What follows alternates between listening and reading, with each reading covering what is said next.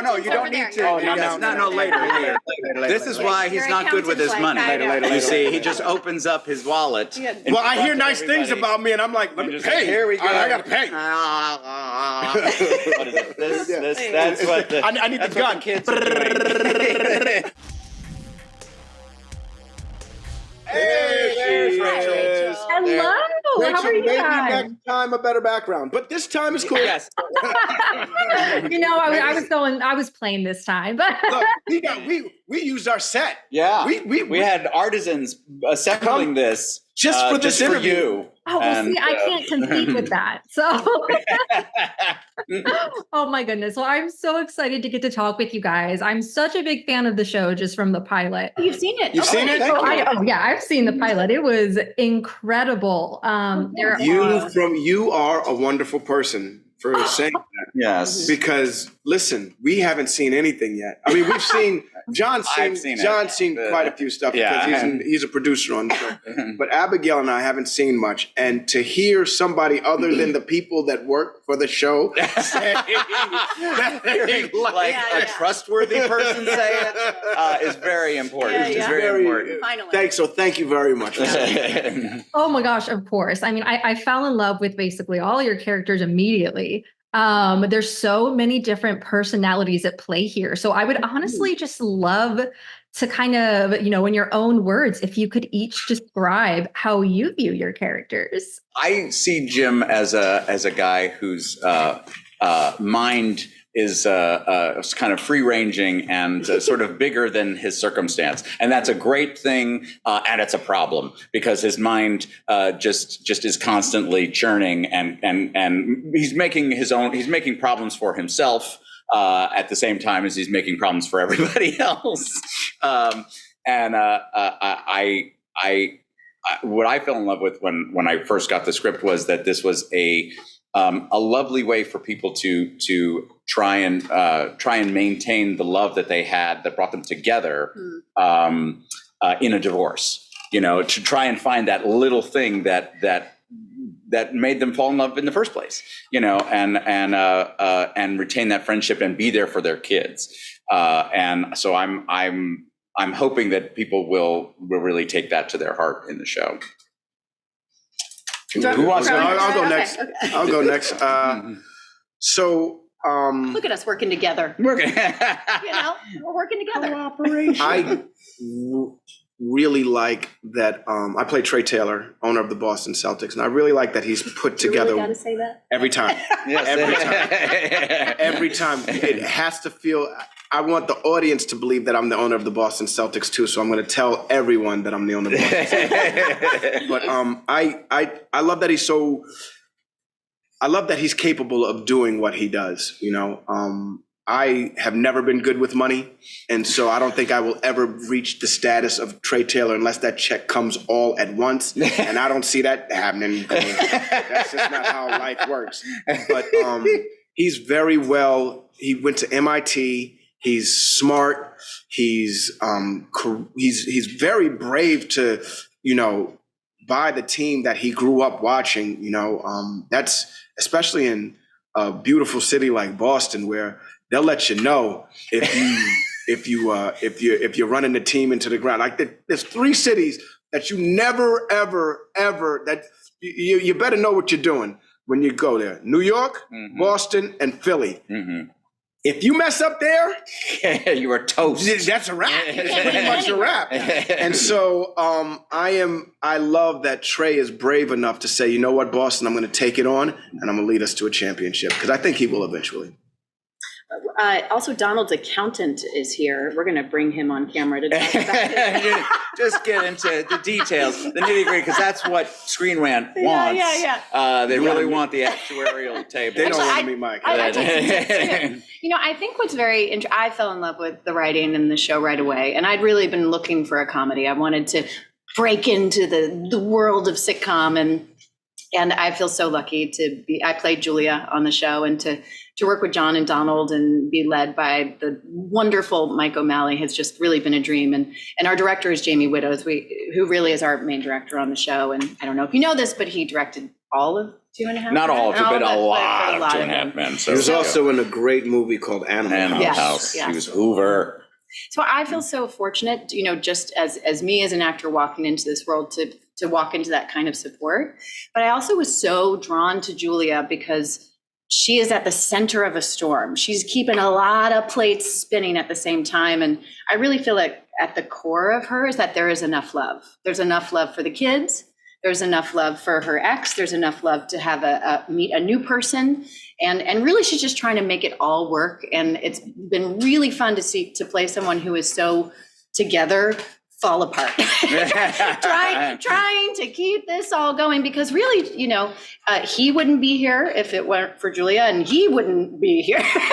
He'd be hanging around and also really the kids. The kids are the glue of keeping us all together. And much like what Jon said, to be able to share another way to do divorce just as an option, it was, and also in this format, I feel is really digestible. And I think hopefully as people watch it, they have a good time, but they're like, wait, I saw that thing on Extended Family, man, I'm going to try it over here, That would be the dream. dream, That would be the dream if people would adopt what we've done with this show as characters on this show. That would be really cool. Yeah. I think it would help out a lot of kids too. Mm-hmm. I just know that, traveling from house to house to visit mommy and to visit daddy was a pain in the ass. And I know there's a lot of kids out there that feel that way too right now. Because the center of the show is the nest, which we're sitting on the set of where the kids stay and then we go in and out of. So I know that she saw the pilot. So I didn't know for the viewers every now and then we were like, wait a minute. Sorry, I'm thinking of you saw it, so you know that. Sorry. Okay. I've done interviews before. You never hear the parents say, "Oh man, that divorce, man, I just wish I was still married to that person." It's always, "I'm so happy I got out of that." Mm-hmm. You know what I mean? But the kids are the ones that suffer. Mm-hmm. And what's great about this show is that the parents of the children on our show were so committed to raising them together as partners that they put their differences aside and had an amicable divorce and are thriving as a divorced couple. And I think that's really something that not just America, but a lot of people throughout the world could really learn from. Listen, this show feels like how to navigate divorce in a healthy way. So I feel like that was a great summary.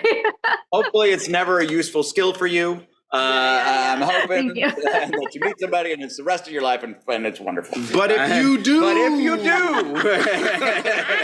Or if you have. Yes. I will know how to handle it. Yes. We're going to make every mistake in the book. Yeah. So.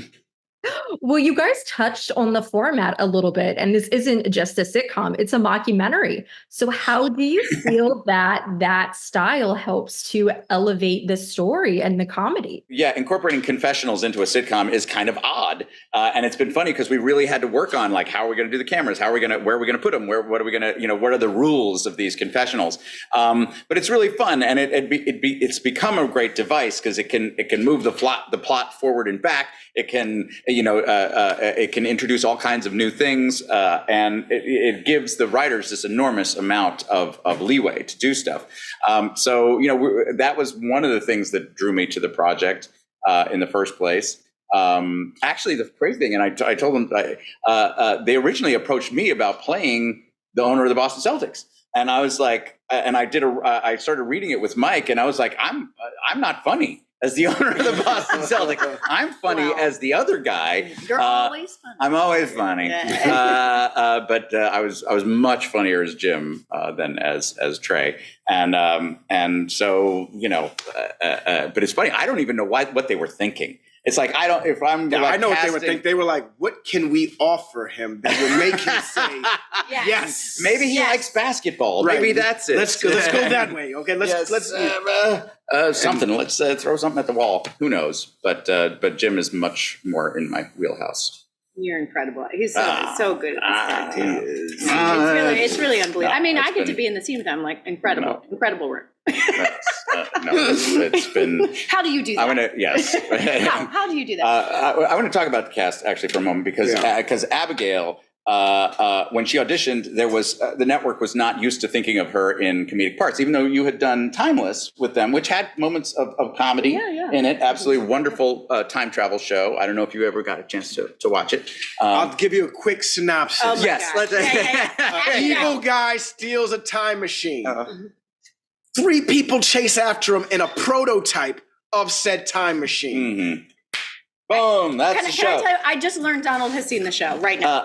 But what was wonderful about when she actually read with me was that it was like and Mike O'Malley has talked about your audition. It's become legendary because it was one of those things where a lot of the network people had their arms crossed and were like, she's great, but she's not a sitcom person.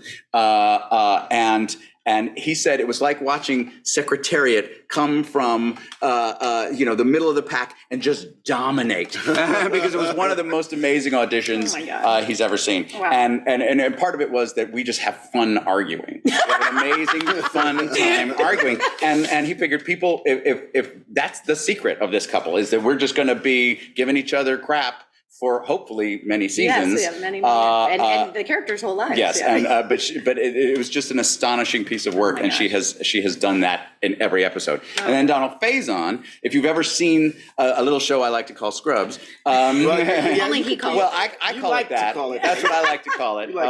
Other people call it Succession. They're weird.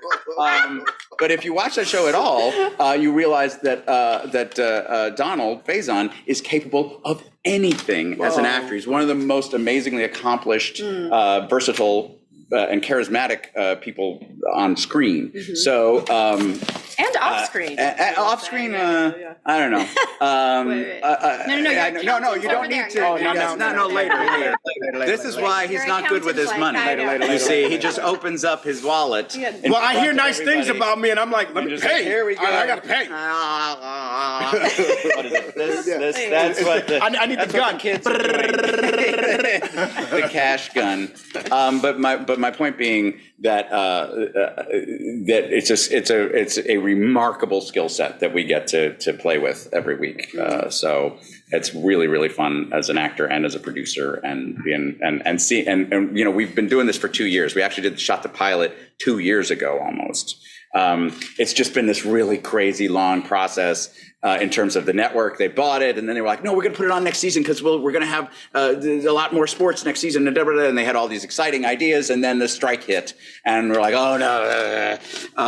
So thankfully, we are finally hitting the airwaves, and it's just we have all this pent-up excitement. That's what you're hearing, by the way, is just 2 years of pent-up, get the show on TV. But to make sure that everybody out there understands what John just said, on the 2nd of January is our real premiere. On the 23rd of December is our preview. Our special preview. And he's right. This has taken 2 years for this to get out, and we're really excited about it. And we haven't aged at all, so don't worry. Yes, that's the great thing, is that I just had my aging stopped. I just went into my little, frozen chamber and came out.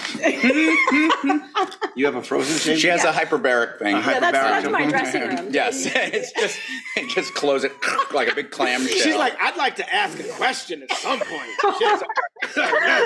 At some point, let me ask something. I apologize. It's a screen rant. We're having a screen rant. Oh, yeah, it's perfect. It's right on time. That's what you got. Sorry. Oh my gosh, no. It's your fault. Oh my God. Well, I am also so excited that you guys are finally getting to premiere. And it is about time for me to wrap, but thank you guys so much for chatting with me today. You are such a joy to speak with, and I cannot wait for the rest of this season. Oh my gosh, I'm so excited. Thank you so much. Thank you so much. Thank you. All right, awesome. Yeah, we're raving. Thank you guys.